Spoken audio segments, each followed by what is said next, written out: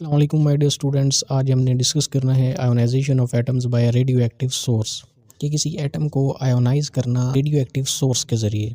हमें पता है कि जितने भी रेडियो एक्टिव आइसोटॉप्स होते हैं उनके अंदर से रेडिएशंस निकल रही होती हैं। उन रेडिएशंस के पास इतनी एनर्जी होती है कि वो एटम के अंदर से इलेक्ट्रॉन्स को बाहर निकाल सकें। एटम के अंदर से इलेक्ट्रॉन्स का बाहर आना, इसी को आयोनाइजेशन ऑफ एटम्स कहा जाता है।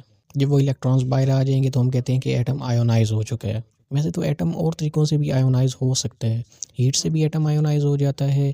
लाइट एनर्जी जो कि सूरज से आ रही है उससे भी आप एटम को आयोनाइज़ कर सकते हैं। लेकिन हम जो अभी आयोनाइजेशन देख रहे हैं वो देख रहे हैं किसी रेडियो एक्टिव आइसोटॉप की मदद से।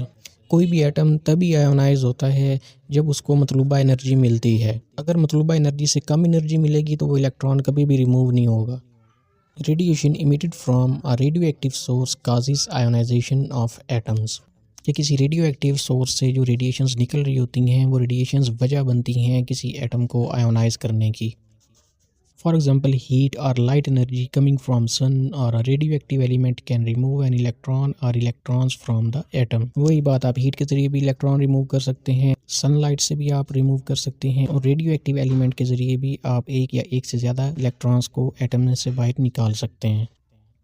However, this ionizing radiation should have enough energy to remove the tightly bounded electron from the orbit of an atom. लेकिन याद रखें कि आयोनाइजिंग रेडिएशन के पास इतनी एनर्जी होनी चाहिए कि वो इलेक्ट्रॉन को बाहर निकाल सके। अगर वो सोर्स से थका हुआ होगा तो फिर वो इलेक्ट्रॉन को एटम में से बाहर नहीं निकाल सकेगा। इलेक्ट्रॉन को जो मतलूबा एनर्जी मिलेगी तभी वो एटम में से बाहर आएगा।